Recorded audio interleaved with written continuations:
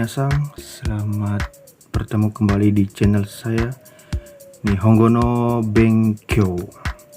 Oke, untuk video kali ini saya akan menjelaskan materi mengenai pola kalimat bab 3. Yang pertama di situ ada koko, soko, dan asoko. Koko artinya di sini, soko artinya di situ, dan asoko artinya di sana.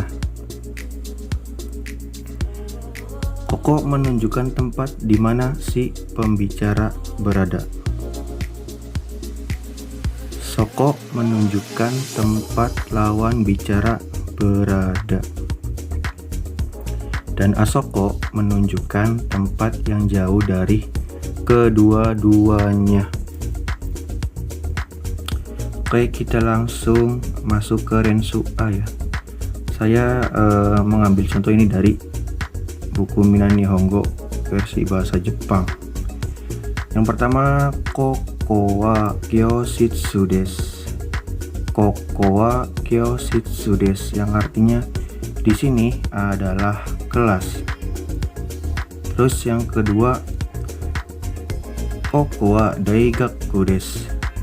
Koko wa daigaku desu, yang artinya di sini adalah universitas.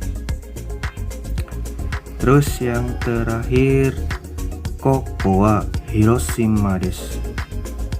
Koko wa Hiroshima desu, yang artinya di sini adalah Hiroshima.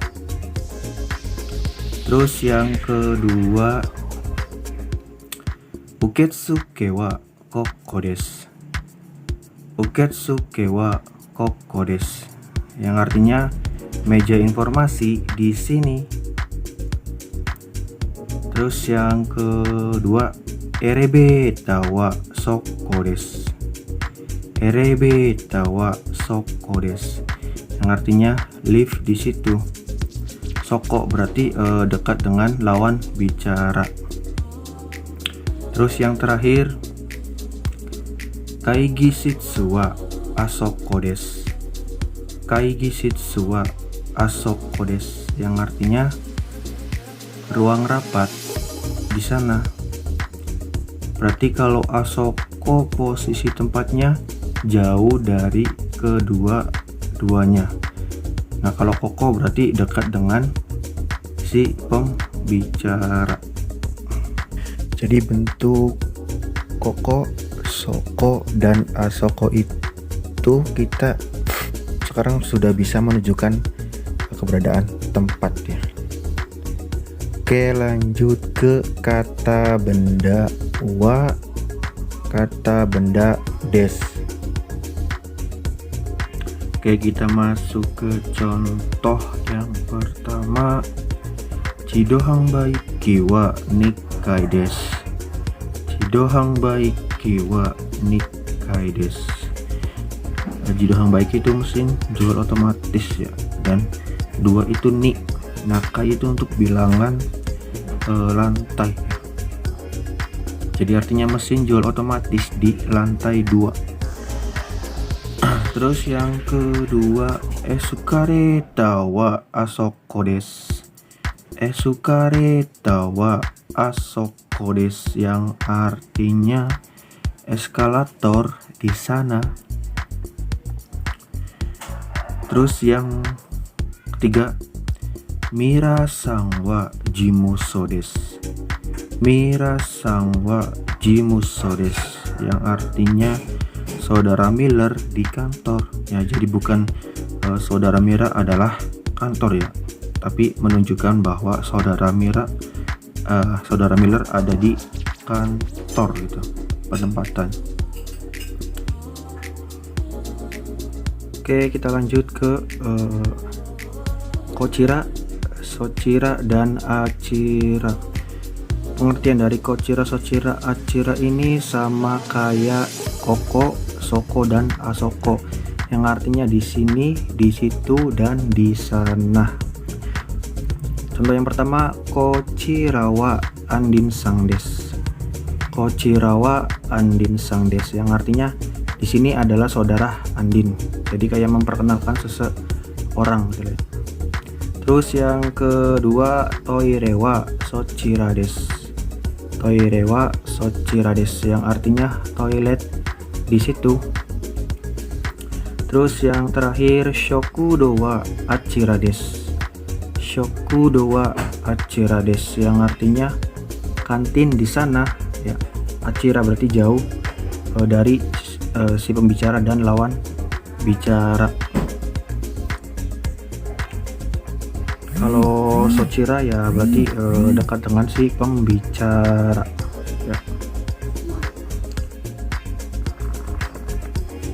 Oke, lanjut ke doko atau dochira, artinya di mana.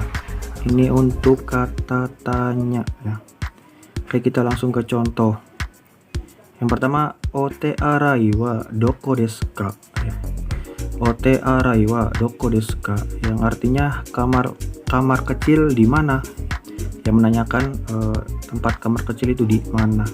Terus di situ ada jawabannya asoko desu, yang artinya di sana ya. Berarti jauh dari si pembicara dan lawan bicara. Terus kedua, Jimuso wa dochira desu ka? Jimuso wa dochira desu ka? Artinya kantor di mana? Terus dijawab achira desu, pakai bentuk sopan, achira desu. Artinya di sana. Pengertian doko itu adalah kata tanya untuk tempat, dan dochira adalah kata tanya untuk bertanya arah ya. Untuk bertanya tempat ada kalanya digunakan dochira. Oke, lanjut ke contoh lagi nih. Ada yang pertama, Gakko wa doko desu ka? Gakko wa doko desu ka? Yang artinya sekolah di mana ya. Terus yang kedua, Kaisha wa dochira desu ka? Kaisha wa dochira desu ka? Yang artinya perusahaan mana ya. Berarti nanyanya itu bukan pakai nan ya, tapi pakai doko ya. Nggak pakai nan ya, karena jika menanyakan nama negara, perusahaan, sekolah dan lain-lain seperti tempat atau organisasi tidak menggunakan kata tanya nan ya, melainkan menggunakan doko atau dochira ya. Jadi nggak pakai nan. Oke, kita lanjut ke pola kalimat keempat. Kata benda satu no, kata benda dua des ya. Pengertiannya, jika kata benda satu adalah nama negara dan kata benda dua adalah produknya, maka kata benda satu no berarti buatan dari negara tersebut. Terus kalau kata benda satu adalah nama perusahaan dan kata benda dua adalah produknya, kata benda satu no berarti buatan perusahaan tersebut. Jadi harus tahu nih, misalkan nama barangnya di depan ya, terus nama negaranya di belakang gitu ya, berarti barang tersebut buatan dari negara ya, negara itu gitu. Jadi harus tahu.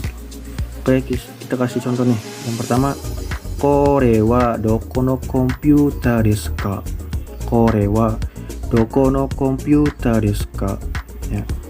Artinya ini komputer buatan mana ya.